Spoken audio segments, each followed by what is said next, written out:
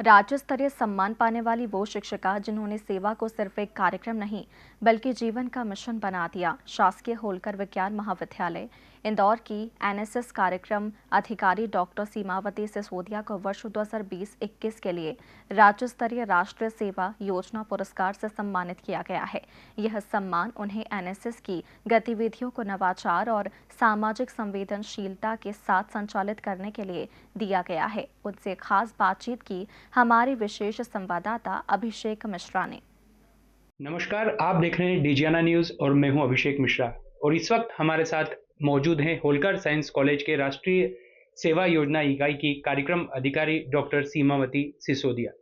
खास बात यह है कि डॉक्टर सीमावती सिसोदिया को हाल ही में अपने इस महत्वपूर्ण क्षेत्र में मध्य प्रदेश सरकार की ओर से सम्मानित किया गया है। वो कौन सा पुरस्कार था जिसके लिए इन्हें सम्मानित किया गया है और आखिर किन नवाचारों के आधार पर उन्होंने राष्ट्रीय सेवा योजना की इकाई यानी एनएसएस की गतिविधियों को आगे बढ़ाया है, जिसके आधार पर उनका चुनाव पुरस्कार के लिए हुआ है, ये हम उन्हीं से जानते हैं। मैम, सबसे पहले तो आपको अनेक शुभकामनाएं। बहुत बहुत धन्यवाद। मैम, किस तरह का पुरस्कार आपको मध्य प्रदेश सरकार की ओर से प्राप्त हुआ है? सर, मुझे राज्य एनएसएस पुरस्कार से सम्मानित किया गया है और ये राष्ट्रीय सेवा योजना का एक ऐसा पुरस्कार है जिसमें हमें नवाचार के द्वारा विभिन्न गतिविधियों को उत्कृष्ट क्षेत्र में करना होता है। बेसिकली ये सारी चीजें जो होती है ये ग्रामीण क्षेत्र में सोशल वर्क से जुड़कर की जाती हैं और उसमें एक नवाचार होना चाहिए। एक ऐसा नवाचार जो कि छात्र छात्राओं या वॉलंटियर्स के व्यक्तित्व का विकास कर सके, ग्रामीणों से जोड़ सके और उनको राष्ट्र सेवा के लिए आगे की ओर ला सके। उन गतिविधियों में जैसे प्लांटेशन है, ब्लड डोनेशन है या एचआईवी एड्स से संबंधित या रेड रिबन क्लब से संबंधित बहुत सारी गतिविधियां ऐसी है जो हम साल भर के डेली एक्टिविटी के अंतर्गत करते हैं। 7 डे कैंप लगाते हैं, 1 डे कैंप लगाते हैं और इसी के तारतम्य में मुझे 2019 में रेड रिबन क्लब का मध्य प्रदेश का बेस्ट प्रभारी का अवार्ड भी प्राप्त हो चुका है सर। यानी उपलब्धियों की आपकी जो श्रृंखला है वो काफी लंबी है, लेकिन शुरुआत कैसे हुई? आप कैसे जुड़े इन सेवा कार्यों से और ऐसे कौन से नवाचार किन क्षेत्रों में आधारित थे जिसके आधार पर आपका चुनाव हुआ? और दूसरा, जो सेवा का कार्य है उसमें सृजनात्मक गतिविधियां भी बहुत जरूरी है, उसे आपने किस तरीके से आगे बढ़ाया है? सर देखिए, चूंकि मेरी 2005 में मैं अपॉइंटमेंट मिला है मुझे शासन के अंतर्गत, मैं बॉटनी की प्रोफेसर हूँ। लेकिन मैंने आज 20 साल की जर्नी में ये चीज़ सीखी है कि सोशल एक्टिविटी आपके खून में होना चाहिए। कभी भी ये चीज़ ऐसा नहीं है कि आपको एक एज़ अ प्रोग्राम ऑफिसर आपके प्राचार्य ने सिलेक्ट कर दिया है और आप काम कर रहे हैं। नहीं, आपके खून में ये चीज़ होना चाहिए कि समाज से जुड़कर आप अपने देश के लिए कहाँ से शुरुआत करेंगे। मेरा ये मानना है कि जब एक छोटा बच्चा 12th की एग्ज़ाम पास करके जैसे ही कॉलेज में कदम रखता है, तो वो बड़ा ही हवा में हो जाता है कि अब तो मैं कॉलेज में आ गया हूँ। लेकिन वहाँ पर उसे राष्ट्र की सेवा के लिए, स्वयं के व्यक्तित्व के विकास के लिए, समाज से जोड़ने के लिए जिन गतिविधियों का नवाचार किया जाता है, वो राष्ट्रीय सेवा योजना है और वो एनएसएस एक ऐसा प्लेटफ़ॉर्म उसे देता है, जो आगे जाकर उसके व्यक्तित्व का विकास तो करता ही है, लेकिन बड़ी-बड़ी उपलब्धियाँ जैसे एमपीपीएससी और यूपीएससी के इंटरव्यूज़ में वो टॉप कर सके और अपने आगे वाले जो आने वाला भविष्य है उसको वो बहुत ही चरम सीमा पर लेके जाए। आपका जुड़ाव कैसे हुआ समाज सेवा से? आप कैसे जुड़े और उसके आधार पर आप चाहते हैं कि जैसे आपका जुड़ा हुआ, एक आपका लगाव हुआ, क्योंकि ये सब चीज़ें जैसे कि आपने बताया कि एक खून में होना खून चाहिए, होना चाहिए। तो ये आपके ब्लड में कैसे आया? चूँकि मेरी माताजी श्रीमती कमला देवी सिसोदिया जो अभी इस दुनिया में नहीं हैं, वो एमएलए रही हैं। मतलब कांग्रेस पार्टी से, मैं यहाँ पर किसी पार्टी का नाम नहीं लूँगी और मैंने बचपन से उनको देखा है सोसाइटी के लिए काम करते हुए। तो वो चीज़ वहाँ से डेवलप होते-होते जब मैं इस जॉब में आई, तो इस गवर्नमेंट जॉब में मुझे ऐसा होता है कि प्राचार्य मनोनीत करता है किसी भी प्राध्यापक को कि जो सोसाइटी को, इन बच्चों को छात्र-छात्राओं को कक्षाओं में जाकर के इस सोसाइटी से जोड़ सके। तो पता नहीं हमारे प्राचार्य डॉक्टर के.एन. चतुर्वेदी साहब ने मुझे 2015 में होलकर में आने के बाद मुझे यहाँ पर चुना और राष्ट्रीय सेवा योजना का पदभार दिया। उसके बाद मैंने ये जैसे-जैसे गतिविधियाँ मैं करती गई, वो मैंने कहा आपसे कि ये चीज़ें किसी भी व्यक्ति को उठा कर के आप नहीं करवा सकते, क्योंकि वो उसके खून में नहीं है। उसके मन में देश की भावना होनी चाहिए, देश के प्रति कुछ कर गुज़रने की क्षमता होनी चाहिए और एक ऐसी चीज़ जो आपको सोसाइटी के साथ जोड़े लेकिन एक आध्यात्म के साथ भी जोड़ दे। क्यों? क्योंकि आध्यात्म और एक सोसाइटी मिलकर के एक बड़े राष्ट्र का निर्माण कर सकता है। एक यदि हम देखें कि दो महत्वपूर्ण मुद्दे हम देखें जिनमें हम सामाजिक क्रांति सबसे अधिक देखते हैं, तो हम डिजिटल शिक्षा की हम बात करें, एक अच्छी क्रांति उसमें हमें दिखा रही दिखती है। दूसरी तरफ महिला सशक्तिकरण, वो भी एक ऐसा मुद्दा है जो आज हम देखें कि कई मायनों में आगे निकल चुका है, और जैसे कि एक इसकी पृष्ठभूमि थी उसके आधार पर वो आगे बढ़ता जा रहा है। इन चीजों को लेकर आप अभी तक क्या कर पाए हैं, खासतौर पर डिजिटल शिक्षा और महिला सशक्तिकरण?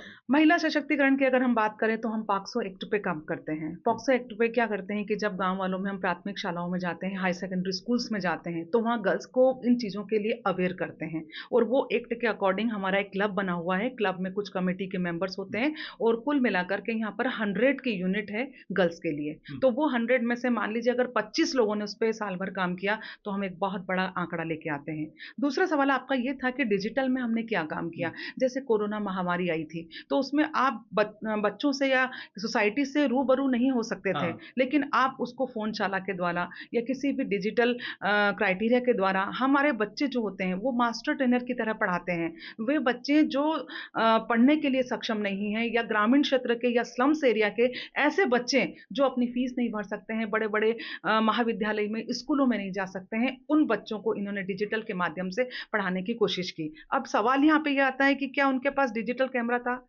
वहां पर ये होता था कि हमारे बच्चे जाकर के उनको एक जगह एकत्र करते थे और किसी भी लैपटॉप या मोबाइल की सहायता से उनको एक साथ पढ़ाने के लिए कई घंटों उन्होंने वर्क किया है। और उसका बहुत बड़ा हमें 2021 में हमें अवार्ड भी मिला है। हमारे एक लड़की है जो अब यहाँ पर नहीं है, वो पास आउट हो चुकी है, तो उन्होंने फोनशाला के मामले में बहुत बड़े बड़े कार्य किए हैं। एक चीज हम लोग देखते हैं कि युवाओं को या समाज सेवा के क्षेत्र में सकारात्मक भूमिका महत्वपूर्ण है कि सकारात्मकता के साथ आगे बढ़ा जाए, लेकिन एक दूसरी चुनौती है कि नकारात्मकता को भी बढ़ने से रोका जाए। और आज हम देखें कि न सिर्फ शहरी क्षेत्र में बल्कि ग्रामीण इलाकों में भी नशे की प्रवृत्ति युवाओं में सबसे अधिक बढ़ रही है। इस क्षेत्र में खासतौर पर युवाओं को इससे दूर रखने के लिए, क्योंकि भविष्य है आज युवा हमारे देश के, और वो इस तरह के नशे के जो जंजाल में फंस रहे हैं, ये एक बहुत गंभीर समस्या भविष्य की दिखाई पड़ती है। यहाँ आपकी और आपकी इकाई की चुनौती भी बढ़ जाती है, परीक्षा की घड़ी आ जाती है इस संबंध में। उसको लेकर क्या आप लोगों के नवाचार हैं, उसको किस तरीके से सृजनात्मक ढंग से आप रूरल एरियाज में लेकर जा रहे हैं? जी, जी। सर, इसमें मैं बहुत ही एक थोड़ा-सा एक स्लोगन बोलना चाहूँगी कि बाटला बाटली तोड़ दो, दारू पीना छोड़ दो। ये स्लोगन हमने खुद ने बनाया है। जब हम रूरल एरिया में जाते हैं तो रेड रिबन क्लब के अकॉर्डिंग यहाँ पर बहुत सारी गतिविधियाँ नशा मुक्ति से संबंधित, जैसे नुक्कड़ नाटक हो गए, अवेयरनेस रैलियाँ हो गई, या घर-घर में जाकर उनसे वर्ड टू वर्ड हम बात करते हैं और उन्हें समझाने की कोशिश करते हैं कि नशा, चाहे वो तंबाकू हो, चाहे बीड़ी हो, चाहे शराब हो, उसको नहीं लेना है और वो सोसाइटी को कैसे नुकसान पहुँचा रहा है, इस पे हम लगातार कार्य कर रहे हैं। दूसरा मैम, क्या आज भी समाज सेवा में महिलाओं को, चूंकि आप भी महिला हैं, या लड़कियों को जब इस तरह वो जाते हैं अपनी गतिविधियों को अंजाम देते हैं, तो क्या अलग तरह की चुनौतियों का सामना करना पड़ता है कि वो महिला है या लड़की है? कई बार ऐसी घटनाएं आपके सामने आई? देखिए, होता क्या है कि अगर मैंने यहाँ पर 12वीं पास के बच्चे को फर्स्ट ईयर में ले लिया है एनएसएस के अकॉर्डिंग, तो 3 साल में वो बन गया, उसे पता ही नहीं चला। लेकिन मैंने कभी भी ऐसी समस्याओं का सामना नहीं किया है, जिसमें हाँ, ये ज़रूर होता है कि अगर कोई शराबी है या कोई अननोन अनपढ़ व्यक्ति है, तो वो उस चीज़ का विरोध करेगा। लेकिन हमने बच्चों को इस तरह से ट्रेन किया है कि आपको उनकी भाषा में बात करना है, ग्रामीण के साथ जुड़कर बात करना है, उनके परिवेश में ढल करके उनसे बातें करना है और उनको जागरूक करना है। तो मुझे नहीं लगता सर कि लड़की हो चाहे लड़का हो, ऐसी कोई समस्या मुझे कभी नहीं आई इन 20 सालों में। एक मेरा आखिरी सवाल ये है कि आज की युवा पीढ़ी में आप समाज सेवा बढ़ती देख रहे हैं, घटती देख रहे हैं, या फिर उसमें भी कुछ आपको लगता है कि कुछ नई चीजें हैं जो बताना चाहिए? देखिए, युवा का उल्टा होता है वायु, और वायु जिस तरफ बह जाए समाज उधर ही बन जाता है। तो चाहे आप सकारात्मक चीज़ दे रहे हो तो सकारात्मकता की ओर जाएगा, चाहे आप नकारात्मक पॉइंट देंगे तो वो नकारात्मकता की ओर जाएगा। और जैसे कि हम लोग इस प्लेटफ़ॉर्म पे काम कर रहे हैं, तो हमने हमेशा देखने की कोशिश करी है, समझने की कोशिश करी है कि हमेशा इसमें बढ़ाव ही हुआ है। सोसाइटी के प्रति युवा का लगाव ही रहा है। अभी बढ़ा है बिल्कुल, बहुत ज़्यादा, मतलब मुझे ऐसा लगता है कि 50% लोग इस चीज़ में बहुत ज़्यादा जुड़ने की प्रयास कर रहे हैं। तब परसेंटेज क्या माने और आज क्या माने? अगर मैं केवल होलकर की बात करूं तो ये 50 से 75% बढ़ा है सर। और बाकी हम लोगों के लिए बात करेंगे, बाहरी लोगों के लिए, तो उसमें एक आंकड़ा बताना मुश्किल होगा। एक सेवा के जज्बे के तौर पर एक संदेश आप दर्शकों को डीजीएनआर न्यूज के क्या देना चाहेंगे?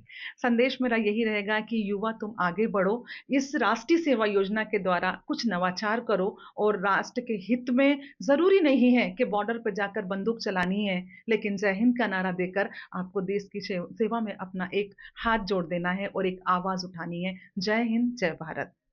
तो ये है डॉक्टर सीमावती सिसोदिया, हाल ही में सम्मानित हुई है मध्य प्रदेश सरकार की ओर से। कई नवाचार उन्होंने राष्ट्रीय सेवा योजना की इकाई के कार्यक्रम अधिकारी के रूप में किए हैं। कई महत्वपूर्ण बातें भी उन्होंने कही है और ये बात स्पष्ट है कि आज का युवा समाज में बदलाव चाहता है, सकारात्मक बदलाव चाहता है और यही कारण है कि जो सेवा की भावना है उसमें काफ़ी हद तक वृद्धि हुई है। उसके साथ साथ सबसे महत्वपूर्ण बात ये भी है कि आज रूरल एरिया में भी बदलाव दिखाई दे रहा है, क्योंकि जिस तरह से सीमावती मैडम ने बताया कि रूरल एरिया में भी आज जागरूकता आई है, सेवा के प्रति जज्बा जागा है। तो कुल मिलाकर जो यहाँ व्यवस्थाएं दिखाई दे रही है वो सकारात्मक है, सुचारू है और हम उम्मीद कर सकते हैं कि इन युवा, और जैसा मैम ने बताया कि युवा का अगर उल्टा किया जाए तो वायु बन जाते हैं और वो जिस वेग से चलते हैं तो उसका एक सकारात्मक नतीजा कहीं ना कहीं राष्ट्र निर्माण में दिखाई देता है। और राष्ट्र निर्माण के लिए जरूरी है कि सामाजिक गतिविधियों में नवाचार और सृजनात्मक चीजों का समावेश किया जाए, और वही उन्होंने किया है और उसका असर है कि आज वो सम्मानित हुई है। फिलहाल हमारी इस खास पेशकश में इतना ही।